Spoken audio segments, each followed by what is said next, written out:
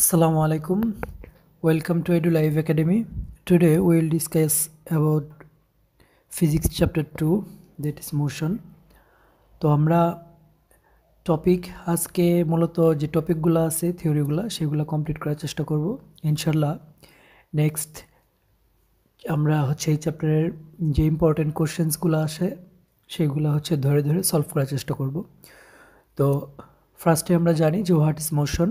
এটা আমরা definition wise এখানে আলোচনা করব। ফার্স্ট যে ওয়ার্ডটা আসছে, যেহেতু এটা চ্যাপ্টারের নামই মোশন, তো আমরা জানবো যে হোয়াট ইজ মোশন।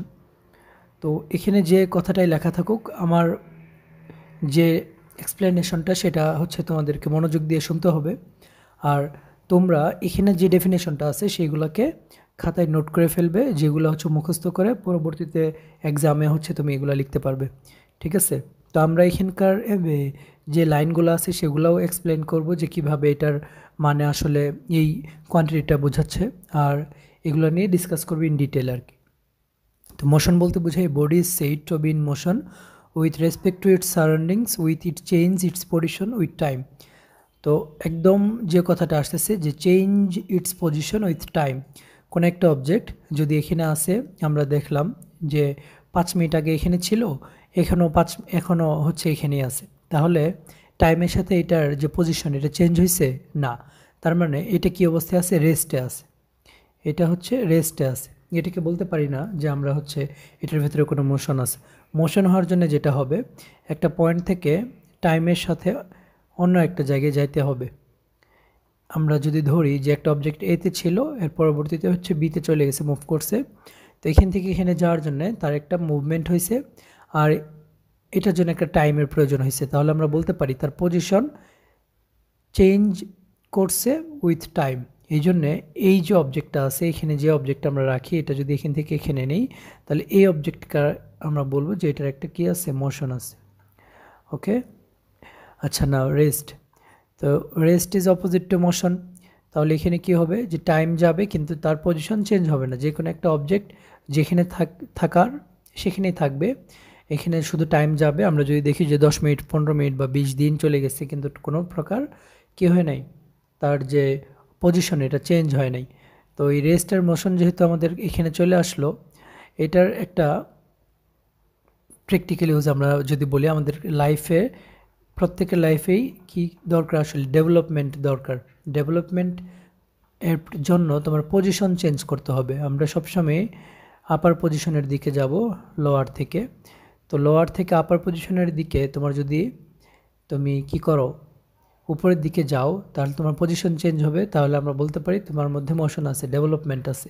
আর যদি তুমি যেখানে থাকার কথা সেখানেই আসো, ক্লাস 9-এ যেখানে তোমার অবস্থানটা ছিল, এখন তোমার সামনে এসএসসি, তুমি পড়াশোনা করছো না, যেখানে আসো রেস্টে আসো, পড়াশোনা নাই, তার মানে তোমার টাইমের সাথে কোনো প্রকার চেঞ্জ নেই। তোমার যে পজিশন, তোমার যে ডেভেলপমেন্ট সেটা নাই, তার মানে তুমি রেস্টে আসো, ঠিক আছে? তো আজকে থেকে সেই রেস্টটাকে ব্রেকআউট করে আমাদেরকে কি করতে হবে? পড়াশোনা করতে হবে, ঠিক আছে? আচ্ছা, এরপর রেফারেন্স পয়েন্ট। আমাদেরকে মূলত এই জিনিসটা আগেই দেখা দরকার ছিল যে হোয়াট ইজ রেফারেন্স পয়েন্ট। যে কোনো একটা অবজেক্টকে যদি আমরা বলতে চাই যে এটার স্টেট মোশন নাকি রেস্ট, তখন আমাদেরকে অবশ্যই একটা রেফারেন্স পয়েন্টের সাপেক্ষে রেফারেন্স পয়েন্ট দিয়ে কথা বলতে হবে। তো what is reference point? Reference point, the point with respect to which the displacement of an object is measured is called reference point.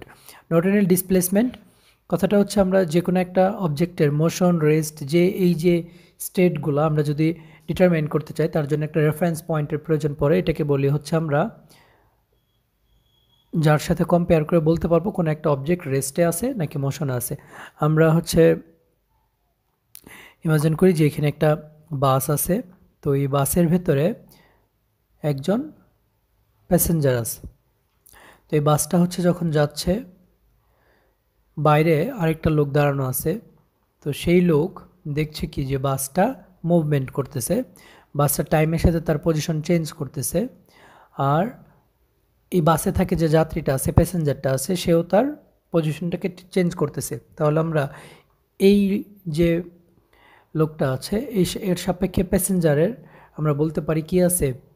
Motion আছে, যেহেতু সে টাইম টু টাইম তার পজিশন চেঞ্জ করতেছে। কিন্তু আমরা যদি এইভাবে ভাবি যে বাসে এই বাস আর হচ্ছে এখানকার প্যাসেঞ্জার এই দুইজন, হ্যাঁ, যে বাস যেখানে আছে টাইম টু টাইম তার পজিশন চেঞ্জ করতেছে, প্যাসেঞ্জার যে আছে সে তো বাসের ভেতরেই আছে, সে কি করতেছে, সেও তার টাইম টু টাইম চেঞ্জ করতেছে পজিশন, কারণ বাস যেহেতু টাইম টু টাইম চেঞ্জ করতেছে। কিন্তু আমরা কম্পেয়ারিং টু দ্য বাস যদি প্যাসেঞ্জারের কথা বলি, যে বাস এবং প্যাসেঞ্জারের মাঝখানের যে ডিস্টেন্স টাইম টু টাইম, এটা কি চেঞ্জ হচ্ছে না। তাহলে রেফারেন্স পয়েন্ট যদি আমাদের বাস হয়, রেফারেন্স পয়েন্ট বাস বা রেফারেন্স অবজেক্ট হচ্ছে বাস, এর সাথে কম্পেয়ার করে আমরা প্যাসেঞ্জারের স্টেটটা কি বলবো, মোশন নাকি রেস্ট? অবশ্যই রেস্টে আছে, কারণ এই বাস এবং প্যাসেঞ্জারের মাঝখানের ডিস্টেন্স চেঞ্জ হচ্ছে না টাইম টু টাইম, তাহলে এটাকে বলা যাবে না যে comparing to the bus the passenger is in rest.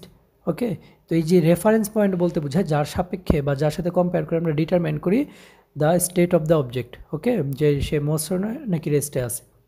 আচ্ছা, নেক্সট আমরা এই যে জিনিসটা পড়বো সেটা হচ্ছে ডিসপ্লেসমেন্ট।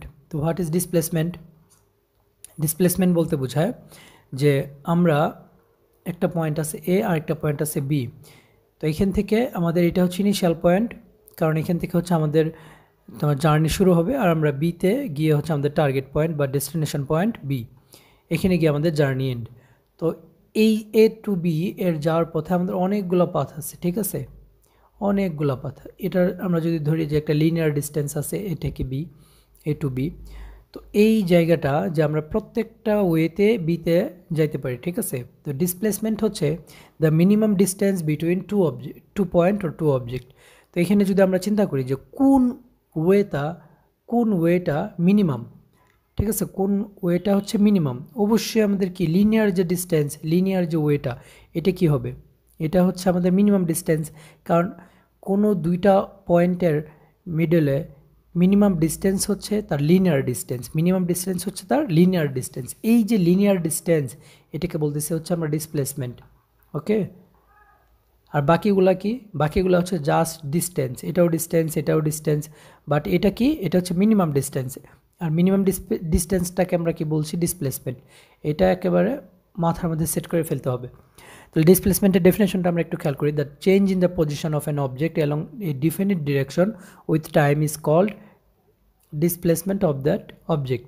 তাহলে উইথ এ ডেফিনিট ডিরেকশনটা হচ্ছে কি একটা ফিক্সড ডিরেকশনে, এটাকে বলতেছে হচ্ছে আমরা ডিসপ্লেসমেন্ট। আর ডিস্টেন্স কি, ডিস্টেন্স হচ্ছে total movement of an object without any regard to direction ছাড়া যে কোনো ওয়েতে সেটা টোটাল যে পথটা কভার করছে কোনো একটা পয়েন্টে যাওয়ার জন্য, সেটাকে বলতেছে আমরা ডিস্টেন্স। আচ্ছা, নেক্সট আমরা যদি দেখি হচ্ছে vector quantity. What is vector quantity? আচ্ছা,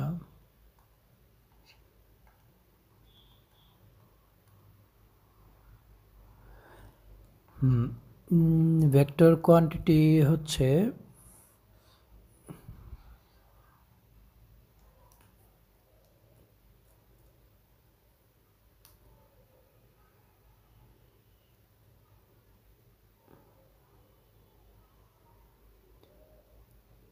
ওকে, আমরা ভেক্টর কোয়ান্টিটি কি সেটা একটু দেখি। ভেক্টর কোয়ান্টিটি হচ্ছে আমরা যদি বলি যে quantity, there are two types of quantity, আর সেই কোয়ান্টিটিগুলোকে আমরা হচ্ছে ক্লাসিফাই করি দুইটা জিনিসের উপরে বেস করে, একটা হচ্ছে ভ্যালু আর একটা হচ্ছে ডিরেকশন, ঠিক আছে, ভ্যালু অ্যান্ড ডিরেকশন। তো যে কোয়ান্টিটিসগুলোর জন্য ভ্যালু এবং ডিরেকশন দুইটাই হচ্ছে আমাদের রিকোয়ার করে, সেগুলোকে বলি হচ্ছে আমরা ভেক্টর কোয়ান্টিটি। আর যেগুলোতে শুধুমাত্র ভ্যালু, যেগুলোকে এক্সপ্রেস করার জন্য শুধুমাত্র ভ্যালু দরকার, সেগুলোকে বলি হচ্ছে আমরা স্কেলার।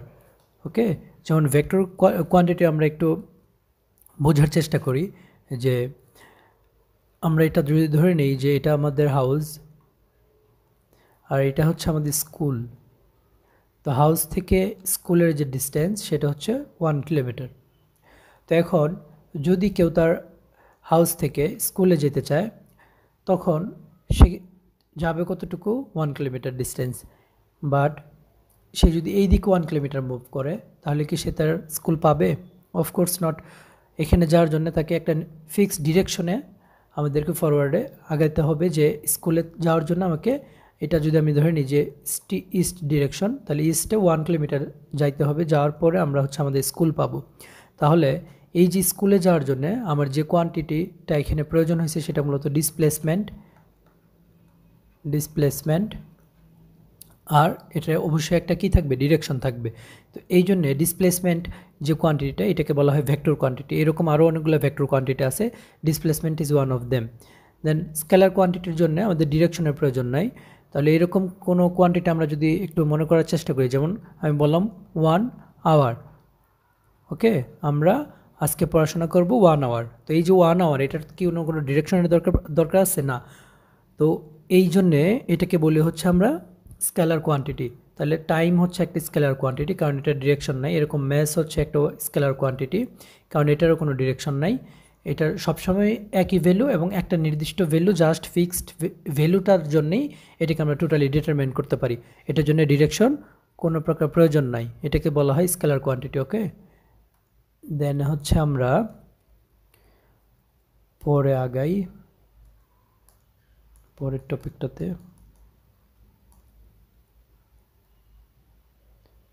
আচ্ছা, তো পরের যে টপিক সেটা হচ্ছে ভেলোসিটি। হোয়াট ইজ ভেলোসিটি, আমরা এটা দেখি। Velocity is the rate of change of displacement with time. Okay, velocity কি? ভেলোসিটি হচ্ছে change of displacement with time. এখানে আমার মনে হয় বলার দরকার নেই যে ডিসপ্লেসমেন্ট একটু আগে আমরা দেখছি যে displacement is a vector quantity, then we can say the velocity will also be a vector quantity, cause velocity comes from the displacement. বা আমরা ভেলোসিটিকে যদি একটু বোঝার চেষ্টা করি, একটা পয়েন্ট আছে হচ্ছে এ, আর একটা পয়েন্ট হচ্ছে বি। তো এ টু বি কোনো একটা অবজেক্ট বা যে কোনো পার্সন, একজন পার্সন এ টু বি যায় হচ্ছে 2 মিনিটে, ঠিক আছে, 2 মিনিটে এ টু বি। তো এখানে বলছে velocity is the rate of change of displacement with time. তাহলে time rate of change of displacement, তাহলে আমরা বলতে পারি যে 2 মিনিট অর 120 সেকেন্ড, 120 সেকেন্ডে তার যে মুভমেন্ট হয় সেটা হচ্ছে কতটুকু, সেটা হচ্ছে 2 মিটার। আমি ধরে নিচ্ছি যে 2 মিটার, ওকে, 2 মিটার। দেন 1 সেকেন্ডে সে কতটুকু যাবে, 2 মিটার বাই 120। এই যে জিনিসটা, the rate of change of displacement, এটা হচ্ছে তার চেঞ্জ অফ ডিসপ্লেসমেন্ট। 2 মিটার হচ্ছে তার চেঞ্জ অফ ডিসপ্লেসমেন্ট, সেখান থেকে এখানে গেছে, ডিসপ্লেসমেন্ট হচ্ছে 2 মিটার, আর তার টাইমটা কতটুকু হচ্ছে 120 সেকেন্ড। দেন 1 সেকেন্ডে যখন আমরা বের করতেছি rate of change of displacement, rate means বোঝায় পার সেকেন্ড, পার সেকেন্ডে সে কতটুকু যায়, তাহলে এটা হচ্ছে তার পার সেকেন্ডে যাওয়ার রেট, এটাকে বলতেছি আমরা ভেলোসিটি। তাহলে ভেলোসিটি আমরা বের করছি কিভাবে, উপরে যেটা ছিল এটা কি ডিসপ্লেসমেন্ট, ডিসপ্লেসমেন্টকে আমরা ডিনোট করি হচ্ছে এস দ্বারা, আর 120 হচ্ছে টাইম, আর ভেলোসিটিকে ডিনোট করতেছি আমরা ভি দ্বারা। তাহলে এখান থেকে কি পাচ্ছি আমরা, একটা ফর্মুলা পাচ্ছি যে v is equal to s by t, where s is displacement and t is time, v velocity. Then আমরা লিখতে পারি s equal to v t. Okay, তো এই যে জিনিসটা, এই যে ফর্মুলাটা, এটা অনেক ম্যাথে আমাদের লাগবে, এটা অবশ্যই লিখে নেবে। তাহলে এখান থেকে আমরা লিখছি ভেলোসিটি। আচ্ছা, এখানে আমরা আরেকটা জিনিস জেনে নিই যে যেহেতু এখান থেকে আমরা জানি v equal to s by t, আমরা ইউনিট বের করা শিখব। ইউনিট এবং ডাইমেনশন, যদিও এগুলো চ্যাপ্টার 1-এর টপিক, বাট এখানকার রিলেভেন্ট। এই যে কোয়ান্টিটিগুলো, এগুলোর হচ্ছে তোমার ইউনিট বা ডাইমেনশন বের করতে বলবে এক্সামে। এটা বিশেষ করে এমসিকিউ আসে, অনেকবার আসছে, তো এটা আমরা দেখি। তো সবসময় ইউনিট বের করার জন্য এগুলাকে ফান্ডামেন্টাল কোয়ান্টিটিতে কনভার্ট করে নিতে হবে। Here s is displacement is a fundamental quantity and time second, এটাও একটা ফান্ডামেন্টাল কোয়ান্টিটি। তো এগুলোর ইউনিট আমরা লিখব। ভেলোসিটি, এস এর ইউনিট হচ্ছে মিটার। এইগুলো হচ্ছে আমরা চ্যাপ্টার 1 পড়ার সময় এগুলো লিখে নেব, এগুলো হচ্ছে লিখে দেবো, এগুলো মুখস্থ রাখতে হবে তোমাদের সবাইকে। তাহলে এস এর ইউনিট হচ্ছে মিটার, টাইমের ইউনিট কি সেকেন্ড। তাহলে এখান থেকে আমরা লিখতে পারি তোমার unit of velocity is metre per second. Okay, আর ডাইমেনশন হচ্ছে, ডাইমেনশন প্রকাশ করার জন্য আমরা নর্মালি তার যে first letter of the quantity সেটা ইউজ করি। যেমন এই কোয়ান্টিটিটা হচ্ছে displacement is one kind of length, তাহলে এটার জন্য লেংথ ইউজ করবো, এম এর জন্য লেংথ। আর টাইমের ফার্স্ট লেটার হচ্ছে টি, তাহলে L by T means L T inverse 1, এটাকে বলতেছি আমরা ডাইমেনশন। ওকে, আচ্ছা, তো এরকম আরেকটা হচ্ছে speed. Speed is the rate of change of distance. তাহলে যেহেতু এটা ডিস্টেন্স, তাহলে এটা কি একটা স্কেলার কোয়ান্টিটি। ওকে, মনে রাখতে হবে আগের মতোই, যেহেতু ডিসপ্লেসমেন্টটা হচ্ছে ভেক্টর কোয়ান্টিটি, এখান থেকে ডেরাইভ করে আমরা ভেলোসিটি পাচ্ছি, তাহলে এটা ভেলোসিটি একটা ভেক্টর কোয়ান্টিটি। এরকম ডিস্টেন্স যেটা, এটা হচ্ছে একটা স্কেলার কোয়ান্টিটি। স্কেলার কোয়ান্টিটি থেকে যেটা পাচ্ছি এটাও একটা স্কেলার কোয়ান্টিটি। আর এটা হচ্ছে রেট অফ টাইম। তাহলে স্পিডকে আমরা লিখতে পারি, স্পিড হচ্ছে ডিস্টেন্স বাই টাইম। এখানে আমরা দেখতেছি distance is one kind of length and time তো টাইম। তাহলে এটারও ইউনিট এবং ডাইমেনশন হচ্ছে সেম এজ ভেলোসিটি। ওকে, এগুলো একটু মনে রাখতে হবে। আচ্ছা, পর হচ্ছে ইনস্ট্যানিয়াস স্পিড। স্ট্যানিয়াস স্পিড হচ্ছে speed is the rate of change of distance with time when the time is specific. The speed is call is instantaneous speed. Specific বলতে আমরা মিনিমাম একটা টাইমের জন্য কোনো একটা অবজেক্টের যদি ভেলোসিটি বের করি বা স্পিড বের করি, সেটাকে বলতেছি আমরা ইনস্ট্যানিয়াস স্পিড। আমরা দেখি যে বোলার যখন বল করে ক্রিকেট খেলায়, বোলার বল করার সাথে সাথে আমরা এই টিভির একেবারে নিচের মেনুতে দেখতে পাই যে বলটার স্পিড কত। তো এইখানে যে ক্যালকুলেশনটা হয় কতটুকু ডিস্টেন্সে, একদম মিনিমাম একটা ডিস্টেন্সে, যে ছাড়ার সাথে সাথে দেখা গেছে সে এখান থেকে বলটা এখানে গেছে, এইটুক টাইমের ভেতরে সে কতটুকু স্পিড নিয়ে আগাচ্ছে, এটাকে বলতেছি আমরা ইনস্ট্যানিয়াস স্পিড। এটা টাইম ডিফারেন্সটা কি অনেক কম, তাহলে ডেল টি বা টাইম ডিফারেন্স হচ্ছে অনেক ছোট। তাহলে এখান থেকে আমরা যদি স্পিডটা বের করতে চাই, স্পিডে যে এখানে, তাহলে উপরের ডিস্টেন্সটাও হচ্ছে অনেক ছোট, বা ডিস্টেন্স কতটুকু হলে আমাদের ম্যাটার করে না। আর নিচের টাইমটা যেটা, টাইম ডিফারেন্সটা অনেক কম, এটাকেই বলতেছি হচ্ছে আমরা ইনস্ট্যানিয়াস স্পিড। আর ইউনিফর্ম ভেলোসিটি কি, যেখানে যে ভেলোসিটিটা কখনো চেঞ্জ হয় না, সেম ডিস্টেন্স কভার করে, সেম ডিসপ্লেসমেন্ট কভার করে সেম টাইমে, যে 1 সেকেন্ডে এত দূর যায়, পরের সেকেন্ডেও সে এতটুকু যাচ্ছে, এটাকে বলতেছি আমরা ইউনিফর্ম ভেলোসিটি। ইউনিফর্ম ভেলোসিটির ডেফিনেশনটা আমরা যদি একটু খেয়াল করি, when an object travels at the same distance every second, ওই সেম কথাটাই বলছে। অ্যাক্সিলারেশন কি, the rate of change of velocity of a moving object is called acceleration. তাহলে যখনই rate of change of velocity, তাহলে এখানে ভেলোসিটি চেঞ্জ হবে টাইম উইথ টাইম, আর এটাকে বলতেছি আমরা অ্যাক্সিলারেশন। আমরা যদি এখানে ধরে নিই যে একটা অবজেক্টের ইনিশিয়াল ভেলোসিটি ছিল ইউ, তো একটা টাইম পরে এটার ভেলোসিটি হয়ে গেছে ভি, টি টাইম পরে, দেন আমরা অ্যাক্সিলারেশন কীভাবে বের করব, আমরা এখান থেকে বের করতে পারি the change of velocity, the rate of change. আমরা শুরুতেই বলছিলাম রেট মানেই হচ্ছে ডিভাইড বাই টাইম, তাহলে রেট অফ চেঞ্জ কতটুকু হয়েছে, চেঞ্জ কতটুকু হচ্ছে এখানে ভেলোসিটির ভি মাইনাস ইউ। কীভাবে, কারণ আগে ছিল ইউ, এখন হয়েছে ভি, তাহলে চেঞ্জ কতটুকু হবে ভি মাইনাস ইউ। আর রেট যেহেতু বলছে, তার মানে টাইম দ্বারা ডিভাইড হবে, এই জিনিসটাকে বলতেছি হচ্ছে আমরা কি অ্যাক্সেলারেশন। তাহলে এখান থেকে বলতে পারি a equal to v minus u by t. Then আমরা লিখতে পারি এ টি ইকুয়ালস টু হচ্ছে ভি মাইনাস ইউ। দেন আমরা বলতে পারি v equals to u plus a t. এটাকে বলা হয় ফার্স্ট ল অফ ভেলোসিটি। ঠিক আছে, আচ্ছা, এই লটা হচ্ছে আমরা অনেক জায়গায় ইউজ করবো, ফর্মুলাটা ইউজ করবো অনেক জায়গায়, তো এটা হচ্ছে নোট করে নিবে সবাই। আর এই জায়গার যতগুলাই হচ্ছে আমাদের ডেফিনেশন ছিল আমরা মোটামুটি দেখছি, আর একটা ডেফিনেশন এখান থেকে আমরা দেখব, পরবর্তীতে আরও কিছু ডেফিনেশন আমরা এখান থেকে কভার করার চেষ্টা করব। আচ্ছা, তো আমরা পরের যে টপিকটা ছিল সেটাতে যাওয়ার চেষ্টা করি।